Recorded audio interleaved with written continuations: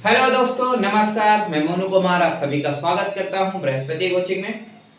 चलिए दोस्तों, हम लोग पढ़ना शुरू करते हैं और उससे पहले हम ये जान लेते हैं कि इससे पहले हमने पढ़ा क्या था। ठीक है, अगर आपको याद हो तो हमने इससे पहले की वीडियो में सूचक के बारे में पढ़ा था, सूचक के प्रकार देखे थे, है ना। अब हम लोग इस वीडियो में अब जान लेते हैं कि क्या पढ़ने वाले हैं। तो हम लोग इस वीडियो में पढ़ने वाले हैं बहुत ही इंटरेस्टिंग टॉपिक। इंटरेस्टिंग पता नहीं है या नहीं है कि नहीं, जिसको पढ़ने में मजा आता है उसके लिए है, नहीं तो फिर नहीं है, लेकिन बोर्ड के हिसाब से बहुत ही ज्यादा इंपॉर्टेंट। ठीक है, इस लेसन का मैं ये कहूंगा कि ये सबसे प्रमुख चीजों में से दो, अगर दो चीजें प्रमुख है तो उनमें से ये एक है। ठीक है, पीएच के बारे में, मतलब सिंपली हम लोग पीएच के बारे में पढ़ेंगे कि पीएच मान क्या होता है, पीएच परिसर क्या होता है, पीएच का महत्व क्या होता है। ठीक है, तो चलिए दोस्तों हम लोग पढ़ना शुरू करते हैं। और ध्यान रखिएगा, मैं आप लोगों से एक बार फिर से कहना चाहूंगा कि ये वीडियो या फिर इस वीडियो में जो भी चीजें पढ़ाई जाएंगी, बताई जाएंगी, वो पूरी तरह से महत्वपूर्ण है आपके बोर्ड के हिसाब से भी। और दूसरी सबसे महत्वपूर्ण बात कि ये पीएच ना आपका कभी साथ नहीं छोड़ेगा। जैसे अगर आप कक्षा 1 में गिनती ना सीखते ना, तो आपको क्या लगता है कि क्या गिनती का यूज नहीं होता कभी, है कि नहीं। कक्षा हम लोग 1 में सीखते हैं और हमेशा यूज होती चली आ रही होती है कि नहीं। उसी तरीके से अगर आपने आज पीएच को अच्छे से पढ़ लिया तो मैं दावे के साथ कहूंगा कि पीएच आपको आगे परेशान नहीं करेगा, क्योंकि ये आएगा, फिक्स है, आएगा। आपको 11th में मिलेगा, 12th में मिलेगा, 10th में मिल ही रहा है ना। तो क्यों ना हम लोग इसको अच्छे से पढ़ें और समझें। तो चलिए दोस्तों हम लोग पढ़ना शुरू करते हैं। चलिए हम लोग पीएच परिसर को समझ लेते हैं। ठीक है, देखिए पीएच परिसर, इससे पहले की वीडियो में भी हमने पीएच के बारे में थोड़ी बात की थी, है ना, जिसमें हमने बताया था कि इसमें 0 से क्या होते हैं, 14 तक नंबर होते हैं और बीच में क्या होता है, 7। ठीक है, अगर इधर मान आएगा तो इसका मतलब वो उतना ही ज्यादा अम्ल होगा, और इधर बढ़ता जाएगा तो उतना ही मतलब वो क्या हो जाएगा, क्षारक होगा। ठीक है, तो यहाँ पर सबसे पहले हम पीएच तो समझ में आ गया ना आपका कि एक तरीके से एक पैमाना होता है। ठीक है, अम्ल क्षार को मापने का पैमाना होता है पीएच। ठीक है, अब परिसर की बात कर लेते हैं। परिसर अगर आपके समझ में नहीं आता है तो आप इंग्लिश शब्द का यूज कर सकते हैं, रेंज, है कि नहीं। कई बार आप गांव में रेंज शब्द का यूज करते हैं, बोलते हैं कि बंदूक की हमारी रेंज उतनी है कि नहीं। आंखों के देखने की रेंज होती है कि नहीं, यहाँ से 100 मीटर 200 मीटर। तो रेंज समझ में आ रहा है ना अब आपके कि रेंज क्या होता है, परिसर क्या होता है कि नहीं। तो अब हम लोग दोनों को मिलाकर आखिर समझ लेते हैं कि आखिर पीएच परिसर क्या होता है। देखिए यहाँ पर किसी अम्ल क्षारक सूचक के रंग में परिवर्तन किसी निश्चित पीएच पर ना होकर एक निश्चित सीमा में होता है। ठीक है, जो अम्ल क्षार सूचक होते हैं, मतलब कि जैसे हमने पिछले वीडियो में पढ़ रखा ना, जैसे मेथिल ऑरेंज हो गया, लिटमस हो गया, फेनोल्फथलीन हो गया, तो जितने भी अम्ल क्षार सूचक है उनमें रंग का परिवर्तन किसी निश्चित पीएच पर नहीं होता। किसी निश्चित पीएच का मतलब कि ऐसा नहीं है कि 7 आएगा या फिर 6 आएगा तो रंग तुरंत चेंज, ऐसा नहीं होता। ठीक है, मतलब 6 आएगा तो तुरंत चेंज, ऐसा नहीं होता है कि नहीं। जैसे घड़ी में क्या होता है, घड़ी में देखेंगे आप 59 जब होता है तो 59 के बाद जैसे ही मिनट पूरा होगा तुरंत चेंज हो जाएगा। 5:59 है मान लीजिए तो तुरंत 6 बज जाएंगे, है कि नहीं। लेकिन इसमें ऐसा नहीं होता, एक निश्चित परिसर तक, एक निश्चित रेंज तक, एक निश्चित दूरी, आप शब्द यूज कर सकते हैं कहीं तक, है ना। तो एक निश्चित दूरी तक पीएच का जो रंग होता है ना वो बदलता नहीं है। सूचक के रंग में परिवर्तन किसी निश्चित पीएच पर ना होकर, सूचक का जो रंग होता है किसी निश्चित पीएच पर नहीं होता है कि 7 होगा तो दूसरा हो गया, 8 हो गया दूसरा हो गया, 9 हो गया तो दूसरा होगा, ऐसा नहीं होता है। बल्कि होता क्या है कि एक निश्चित सीमा में होता है। ठीक है, इसी को पीएच परिसर कहते हैं। जैसे उदाहरण के लिए जो मेथिल ऑरेंज सूचक है उसमें अगर पीएच 3.1 से 4.4 के बीच में है तो जो अम्ल विलयन का रंग होगा, अम्लीय विलयन का जो रंग होगा वो लाल होगा, इतने से इतने के बीच में। ठीक है, ये जो बीच की दूरी है ना, जो बीच का जो भी दूरी है इसी को परास बोलते हैं, है ना। तो यहाँ पर लाल होगा और क्षार विलयन का पीला होगा। उसी तरीके से लिटमस पेपर पर भी जो पीएच परास होता है वो 5.0 से 8.0 होता है। ठीक है, यहाँ पर अम्लीय विलयन का रंग कैसा होगा, लाल होगा। मतलब अगर इतने से इतने के बीच में पीएच है, मान लो हम कोई पदार्थ है, ये पदार्थ है, ये पीएच पेपर है, हमने इस पर डाल दिया, तो अगर पीएच अगर इस पदार्थ का 5 से 8 के बीच में होगा तो उसका अम्लीय विलयन का रंग कैसा होगा, लाल आएगा। मतलब लिटमस पेपर किस में बदल जाएगा, लाल में। और अगर इतने में ही है, ठीक है, क्षारीय विलयन होगा तब उसका रंग कैसा हो जाएगा, नीला दिखेगा। समझ में आ रहा है ना। तो सिंपली अगर आप इसे लिखना चाहें तो इतना इसको लिख सकते हैं। वैसे आपको बताते चलो कि ये उतना ज्यादा बहुत ज्यादा इंपॉर्टेंट नहीं है ना। जो भी होगा हम आपको बताते चलेंगे कि हाँ ये सबसे ज्यादा इंपॉर्टेंट है, इसे पढ़ना बेहद जरूरी। ठीक है, तो वैसे ये अब आपको समझ में आ गया होगा कि किसी जो अम्ल क्षार सूचक में रंग परिवर्तन होता है ना, वो किसी निश्चित पीएच पर नहीं होता बल्कि एक सीमा के अंदर होता है। इसे पीएच परिसर कहा जाता है। ठीक है, तो ये समझ में आ गया होगा। अब हम लोग देख लेते हैं जल का आयनिक गुणनफल क्या होता है। तो चलिए दोस्तों अब हम लोग उसे देख लेते हैं। चलिए अब हम लोग देख लेते हैं जल का आयनिक गुणनफल आखिर क्या होता है। ठीक है, देखिए दिया हुआ है स्थिर ताप पर। और एक चीज ध्यान दीजिएगा, मैं कोशिश करता हूं कि आपको बताते चलूं कि क्या इंपॉर्टेंट है। तो ये वाला पार्ट इंपॉर्टेंट होता है, आपके बोर्ड के हिसाब से पूछा जाता है पेपर्स में, इसलिए आप इसे ध्यान से देखिएगा। ठीक है, इंपॉर्टेंट है।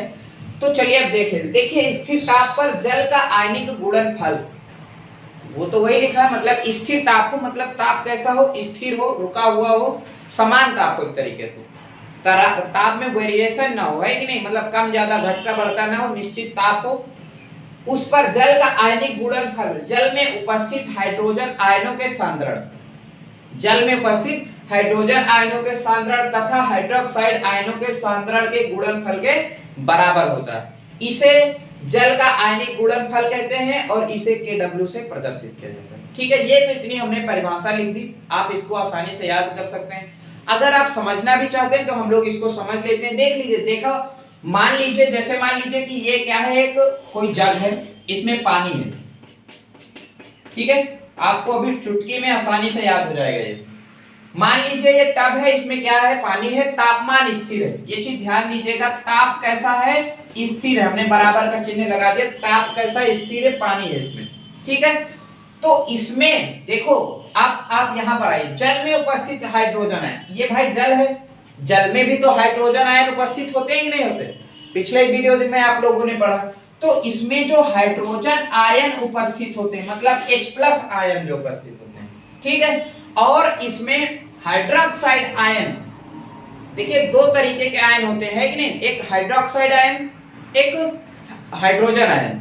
तो जो हाइड्रोजन आयन होते हैं, जो हाइड्रोक्साइड आयन होते हैं, इन्हीं के गुणनफल को, जितने भी हो, है कि नहीं, जितने भी हो, चाहे 10 हो, 50 हो, 100 हो, करोड़ हो, अरब, नील, जो भी हो, ठीक है, इन्हीं के गुणनफल को क्या कहते हैं, जल का आयनिक गुणनफल। सिंपल है, समझ में आया कि नहीं आया। तापमान स्थिर हो तो जल में उपस्थित हाइड्रोजन आयन के सांद्रण और हाइड्रोक्साइड आयन के सांद्रण के गुणनफल को जल का आयनिक गुणनफल कहते हैं। समझ में आया कि नहीं भाई, आसान है। स्थिर ताप हो तो जल में उपस्थित हाइड्रोजन आयन के सांद्रण, सांद्रण का मतलब कितनी मात्रा उपस्थित है। ठीक है, तो हाइड्रोजन आयन के सांद्रण और हाइड्रोक्साइड आयन के सांद्रण के गुणनफल को ही जल का आयनिक गुणनफल कहते हैं। समझ में आ गया ना। अगर हम सूत्र की बात करें तो भाई दोनों का गुणनफल कर रहे हैं, बीच में मैथ आप लोग पढ़ते हैं, उसमें क्या होता है कि बीच में ब्रैकेट में अगर दो संख्याएं लिखी हुई तो बीच में कौन सा चिन्ह माना जाता है, गुणा का।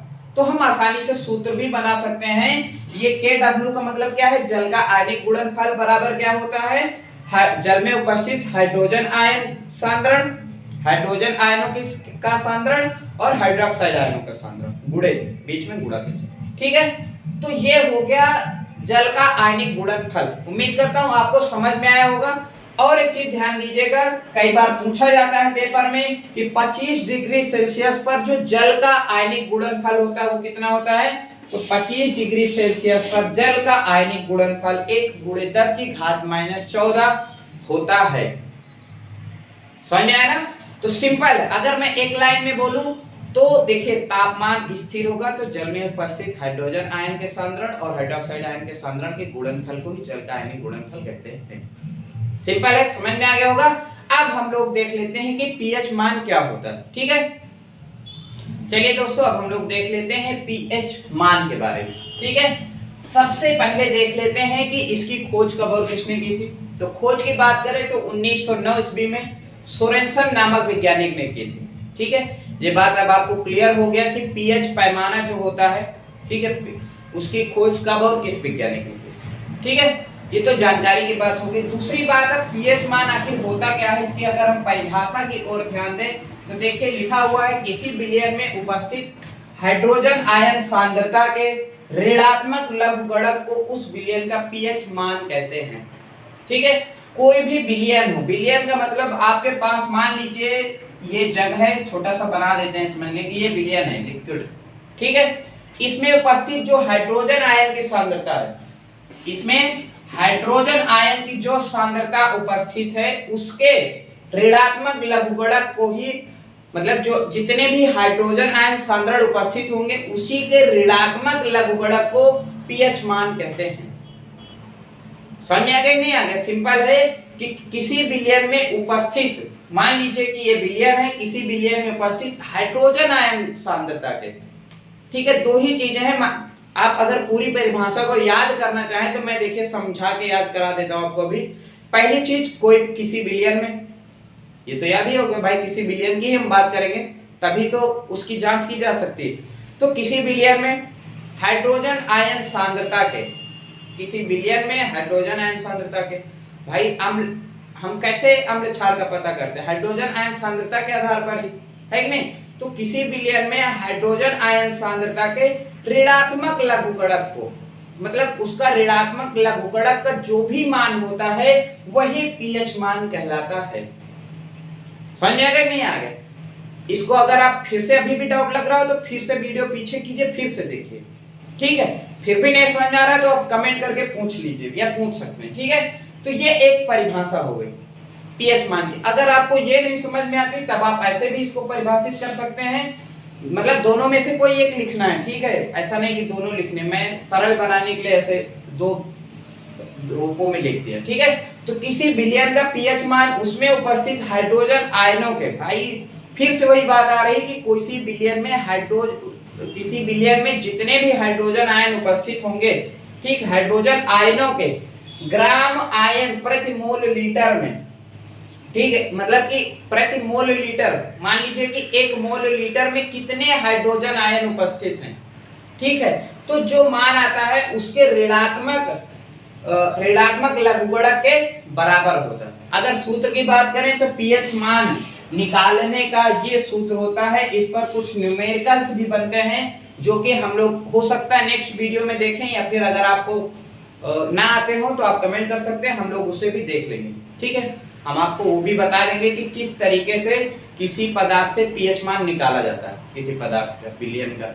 ठीक है, तो सिंपली अभी आपको इतना समझ में आ गया ना कि खोज किसने की थी। हमने एक बात की कि खोज किसने की थी, सोरेनसन नामक वैज्ञानिक ने 1909 ईस्वी में की थी। अगर हम परिभाषा की बात करें तो किसी विलयन में हाइड्रोजन आयनों की जो सांद्रता होती है उसी के ऋणात्मक लघुगणक के मान को ही उस विलयन का पीएच मान कहते हैं।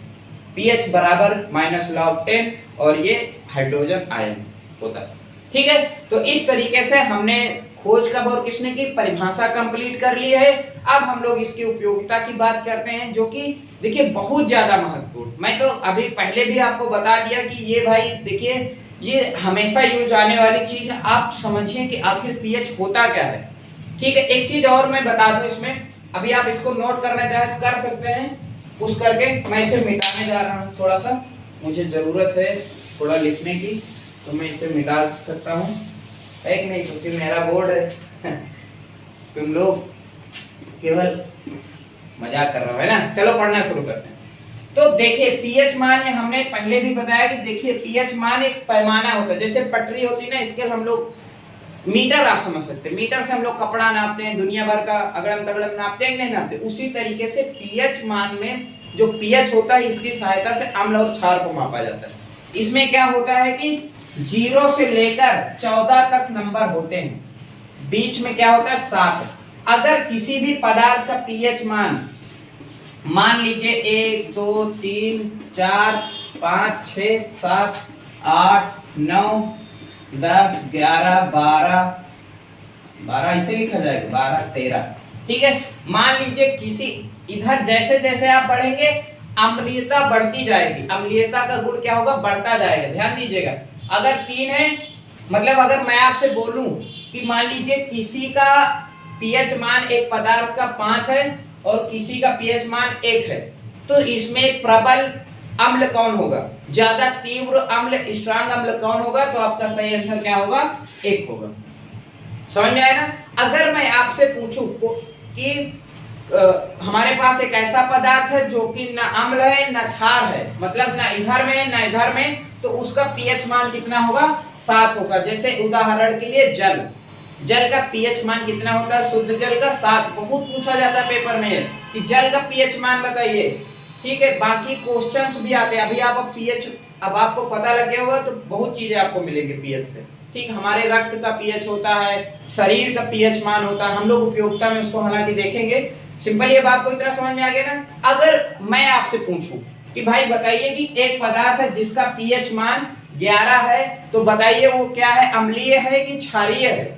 तो सबसे पहले आप बताएंगे कि वो क्या है, क्षारीय, क्योंकि इधर जितने हैं सब क्षारीय होते हैं, इधर जितने हैं वो अम्लीय होते हैं। समझ में आ गया ना। तो अब हम लोग देख लेते हैं कि आखिर पीएच की उपयोगिता क्या होती है, हमारे दैनिक जीवन में कहां कहां पर पीएच का उपयोग होता है, ठीक है। तो चलिए दोस्तों अब हम लोग उसे देख लेते हैं। चलिए दोस्तों अब हम लोग देख लेते हैं आखिर पीएच का हमारे दैनिक जीवन में क्या उपयोग होता है, ठीक है।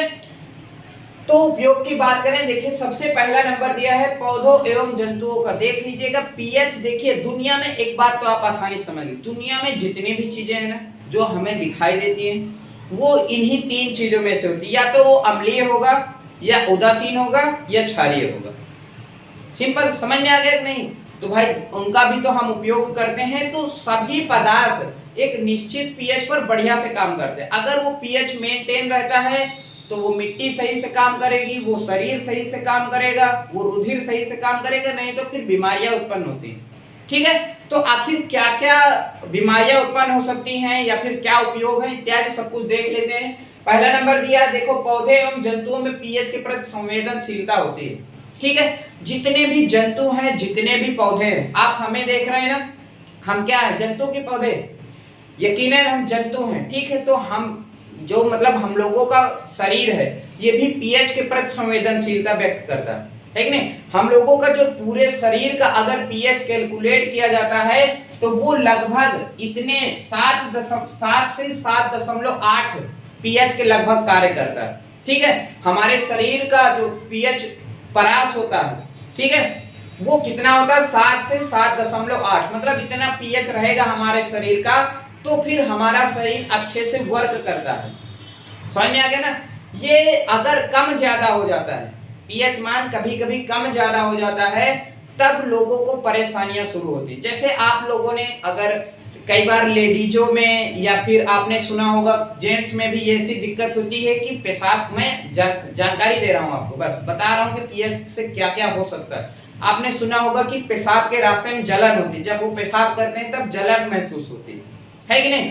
वो इसलिए होता है क्योंकि जलन एसिडिटी के एसिड की जब उस एरिया में एसिड अम्ल की मात्रा बढ़ जाती है, उसी के कारण जलन का अनुभव होता है, ठीक है। तो फिर जब हम डॉक्टर्स के पास जाते हैं या फिर दवा लेने जाते हैं तो वो लोग हम लोगों को दवाइयों के रूप में कुछ एंटासिड देते हैं, ठीक है।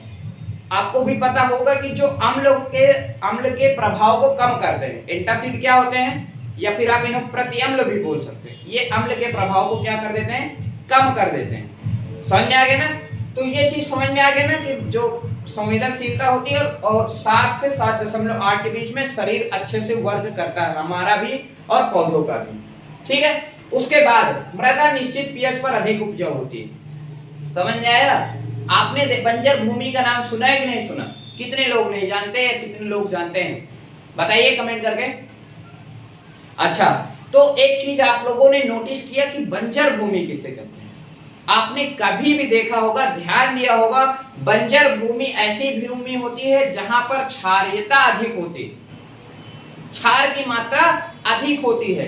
तो कुछ देखिए ऐसा भी है कि कुछ पौधे क्षारीयता में अधिक ग्रो करते हैं, वृद्धि करते हैं अच्छे से, कुछ अम्लीयता में और कुछ बीच में उदासीन माध्यम में, ठीक है। तो ज्यादातर अगर देखा जाए तो 7 पीएच मतलब उदासीन माध्यम में ज्यादातर अगर मिट्टी का पीएच मान 7 के लगभग होता है तो वो ज्यादातर उपजाऊ होती है, ठीक है। जैसे कहीं कहीं पर अगर आप मान लीजिए लगा रहे हैं पौधे और वो मर जा रहे हैं, तो इसका एक कारण ये भी हो सकता है, क्या उस मृदा में पीएच मान कहीं ऐसा तो नहीं बहुत कम हो, है कि नहीं, कहीं ज्यादा भी होता है, तब फिर उसका पीएच परीक्षण किया जाता है ना, मिट्टी को लैब में ले जाते हैं, लैब जो टेक्नीशियन होते हैं वो लोग अपना परीक्षण करते हैं प्रयोगशाला में और उसकी पीएच का पता लगाते हैं, ठीक है। अगर पीएच कम है तब वो आपको कुछ क्षारीय पदार्थों का यूज करने के लिए बताएंगे कि भैया इनको डाल दो वहां पर, ठीक है, चूना का छिड़काव कर दो आसपास में, तो वहां पर उत्पादन बढ़ सकता है। समझ में आया ना? तो ये पता हो गया अब आपको कि निश्चित पीएच पर मृदा ज्यादा उपजाऊ होती है। ज्यादातर 7 पीएच अगर होता है तो वो अच्छे से उत्पादन करते हैं। अब आगे देखते हैं हमारे पाचन तंत्र में पीएच का महत्व होता है। पाचन तंत्र में अब आपको लग रहा होगा कि आखिर ये क्या होता है कि नहीं, तो आप लोगों ने देखा होगा कि जो जैसे हम लोगों को कभी आपने सुना होगा कि कच्ची डकारें जैसे आती है कि नहीं, शायद, है कि नहीं। तो और ये भी नहीं सुना तो आपने ये जरूर सुना होगा एसिडिटी के बारे में, कि लोग बोलते हैं अरे भैया हमें एसिडिटी हो गई, तो फिर कोई उन्हें बोलता है कि इनो ले लो, ये ले लो। क्यों? क्योंकि देखिए हमारे शरीर में यहाँ पर एक ग्रंथि होती है, अंग होता है, ठीक है, जो भी बोले हम लोग उसके बारे में भी पढ़ेंगे, अमाशय बोलते हैं, उसमें HCl अम्ल निकलता है। उससे कौन सा अम्ल निकलता है? HCl, हाइड्रोक्लोरिक अम्ल। जब इसकी मात्रा शरीर में बढ़ जाती है, ठीक है, शरीर में बढ़ जाती, सिक्रेशन कभी कभी ज्यादा हो जाता है, तब हम लोगों को कच्ची डकारें आना या फिर जी मिचलाहट की ऐसी कुछ परेशानियां होने लगती हैं, ठीक है। तो ऐसी परिस्थिति में जब हम लोग डॉक्टर्स के पास जाते हैं तब वो हमें कुछ दवाएं देते हैं। ज्यादातर आपने सुना होगा डाइजीन टैबलेट्स। मैं देखिए एक बात है कि किसी को दवा लेने की सलाह नहीं दे रहा हूँ, बस मैं जानकारी के लिए बता रहा हूँ, ठीक है। तो एंटासिड वो डाइजीन देते हैं या फिर मिल्क ऑफ मैग्नीशिया जिसे बोलते हैं, कई सारी डाइजीन की सिरप वगैरह भी आती हैं, एंटासिड आती हैं, है ना, जो बढ़िया सफेद दिखती हैं या कई कलर्स में हो सकते हैं, ठीक है। तो जब हम लोग उसे पीते हैं तो वो क्या करता है, क्षारक हमने पिया और सिक्रेशन अम्ल का ज्यादा, तो ये अंदर जाके उसके प्रभाव को क्या कर देता है, कम कर देता है, जिससे हमें राहत महसूस होती है। समझ में आ गया ना? अच्छे से समझ में आ गया होगा ये भी कि हमारे पाचन तंत्र में भी इसका महत्व होता है, क्योंकि निकलना भी जरूरी है HCl अम्ल, लेकिन ज्यादा निकलता है तो दिक्कत, हमें परेशानी शुरू हो जाती है एसिडिटी की। तो पूछा जाता है पेपर में, ध्यान दीजिएगा, कि किसी व्यक्ति को, मान लीजिए अगर मैं आपसे पूछूं कि किसी व्यक्ति को एसिडिटी की दिक्कत है, उसे जलन होती है, ठीक है, पेट में जलन बनी रहती है और उसे जी मिचलाहट ऐसा कुछ होता है, खट्टी डकारें आती हैं, तो इसका मतलब ये होता है, ज्यादातर चांसेस ऐसे होते हैं कि इसका सिक्रेशन मतलब कि श्रवण बढ़ा है, ये ज्यादा निकल रहा है इसका, ठीक है। तब ऐसी परिस्थिति में एंटासिड दिया जाता है, ठीक है। आपके क्वेश्चन भी अच्छे अच्छे तैयार हो रहे हैं यहाँ से। तो अब उसके बाद देख लेते हैं पीएच परिवर्तन के कारण दंत क्षय होता है। कभी आपने सोचा है, अगर मैं आपसे पूछूं कि बताओ भैया कि दंत क्षय क्यों होता है, आखिर क्यों या किसके कारण दंत क्षय होता है, सीधा सीधा मैं ये पूछूं आपसे, भैया बताओ मंजन क्यों करते हो? आप तो कंफ्यूज हो जाएंगे कि भैया ये कौन सी नई बात है। आप सीधा सीधा ये बताएंगे कि मंजन हम इसलिए करते हैं क्योंकि दांत साफ रहे, ठीक है। अगर मैं आपसे ये पूछूं कि भैया आप बताओ कि दांत साफ क्यों करते हो, तब तो आप कहोगे कि जिससे बदबू वगैरह ना आए मुंह से। मैं बोलूंगा सही है भैया, ये भी सही है, लेकिन बदबू क्यों आती है? अब आप फंस जाएंगे, क्योंकि देखिए अब हम आपको बताते हैं कि क्यों आती है। देखिए जब हम लोग भोजन करते हैं, देखिए वायुमंडल में बहुत सारे सूक्ष्म जीव हैं, ठीक है, बैक्टीरिया हैं, कीटाणु हैं, कई सारे छोटे छोटे, जो क्या करते हैं, बीमारियां पैदा करते हैं, ठीक है। हमारे मुंह का जो पीएच मान होता है वो लगभग 5.5 से ऊपर होता है, ठीक है, मतलब थोड़ा सा क्षारीय, हल्का सा अम्लीय होता है, हल्का सा अम्लीय होता है। तो ऐसे पीएच में हमारा मुंह का जो है ना अच्छे से वर्क करता है, इसमें दांत अच्छे नहीं होते। अगर सीधा सीधा आप अगर मंजन नहीं करेंगे तो मुंह में कीटाणु आएंगे और वो एसिड बनाते हैं। क्या बनाते हैं? एसिड, जिससे मुंह में एसिड की मात्रा बढ़ती जाएगी। और अगर पीएच मान मुंह के अंदर का 5.5 से कम हो गया तो ऐसी परिस्थिति में दंत क्षय होना शुरू हो जाता है। दंत क्षय का मतलब समझ रहे हैं? क्षरण होना, दांतें गलना शुरू हो जाती हैं धीरे धीरे, क्योंकि ये जो हम लोगों की दांत में परत है, सबसे ऊपरी परत को क्या बोलते हैं? इनेमल, तो वो गलने लगता है, ठीक है। इसलिए हम लोग, जैसे कि कीटाणुओं ने क्या उत्पन्न किया? अम्ल, मतलब अम्ल की मात्रा बढ़ गई, तो हम लोग क्या कर देते हैं? मंजन कर लेते हैं। मंजन में क्या होता है? क्षार होता है। कभी आप उसमें पढ़िएगा तो कैल्शियम कार्बोनेट और इस तरीके से कई सारे पदार्थ मिला करके बनाए जाते हैं, ठीक है। तो मुंह में किसकी मात्रा है? अम्ल की मात्रा बढ़ रही है, तो हम लोग मंजन कर देते हैं, तो वो क्या होता है? एक तरीके से क्षार होता है, टूथपेस्ट वगैरह, है ना, तो वो उसको कीटाणुओं को नष्ट करते हैं और प्लस अम्ल के प्रभाव को भी कम कर देते हैं, जिससे हम लोगों में दंत क्षय नहीं होता, ठीक है। तो मैंने बताने की कोशिश की है, उम्मीद करता हूं आपको समझ में आया होगा कि हम लोग मंजन क्यों करते हैं, है कि नहीं? कई चीजें पता लग रही हैं आप लोगों को। अब उसके बाद पौधों एवं जंतुओं द्वारा आत्मरक्षा। अब आपका सिर चकराएगा और आप कहेंगे कि ये कैसे हो सकता है, ये क्या लिखा है? इसका मतलब ये है कि कुछ पौधे और कुछ जंतु क्या करते हैं कि पीएच का उपयोग करके अपना जान बचाते हैं, है कि नहीं? जैसे उदाहरण के लिए मैं आपको बता देता हूं, मधुमक्खी, है कि नहीं, काटती है तो मुंह सुजा देती है कि नहीं? काटा है कि नहीं कभी आपको? तो जब देखो क्या होता है, ये जो चींटी है या मधुमक्खी है या कुछ कीड़े हैं, आपने कभी देखा होगा कि वो काटते हैं तो वहां पर दर्द होने लगता है, मान लीजिए, है कि नहीं? अगर वो ना काटे तो आप बच्चे क्या करें? उनको मसल के मार दें, तो वो क्या कर देते हैं? वो काटती हैं तो वहां पर अम्ल का सिक्रेशन कर देते हैं, ठीक है, अम्ल छोड़ देते हैं, तो उस अम्ल के कारण वहां पर जलन होती है, ठीक है। क्या होता है? जलन होता है। तो इस तरीके से फिर लोग उन्हें छोड़ देते हैं, नहीं तो मार डाले उन्हें भी, है कि नहीं? डरते हैं ना लोग मधुमक्खी से और इस तरीके के जंतुओं से, कह रहे भैया दूर रहो नहीं काट खाएगी, है कि नहीं? अगर ना काटे तो वो उसको काट लेंगे, आदमी भी तो ऐसे ही है। तो सिंपली ये समझ में आया ना कि कुछ ऐसे जंतु हैं, पौधे हैं जो क्या करते हैं कि ज्यादातर मैलिक अम्ल का सिक्रेशन करते हैं, ठीक है। तो अगर मान लीजिए, मैं आपको बता देता हूं, अगर कभी आपको काटे अगर, ठीक है, गांव में तो हमने कई बार देखा है लोग गोबर और चटनी और घी दुनिया भर का लगाते हैं, विशेषकर गोबर लगाते हैं और हमने देखा खटाई लगाते हैं, ठीक है। मैं आपको बताता हूं, उससे ज्यादातर आपको आराम मिलेगा, आप इसे कर भी सकते हैं, अब मैं इसके लिए नहीं रोक रहा हूं। अगर आपको कभी भी मधुमक्खी काटे तब आप उस स्थान पर क्या करेंगे कि किसी क्षारक का उपयोग करेंगे। आप सिंपली टूथपेस्ट भी लगा लेंगे ना वहां पर, तो भी आपको आराम हो सकता है, क्योंकि उसमें क्या होता है? क्षारक मिले होते हैं। समझ में आया ना? तो अब आपको समझ में आ गया ना कि अगर आपको मधुमक्खी काटती है तब आप वहां पर किसका यूज करेंगे? किसी क्षारक का उपयोग करके आप बच सकते हैं। बेकिंग सोडा आप लगा लीजिए।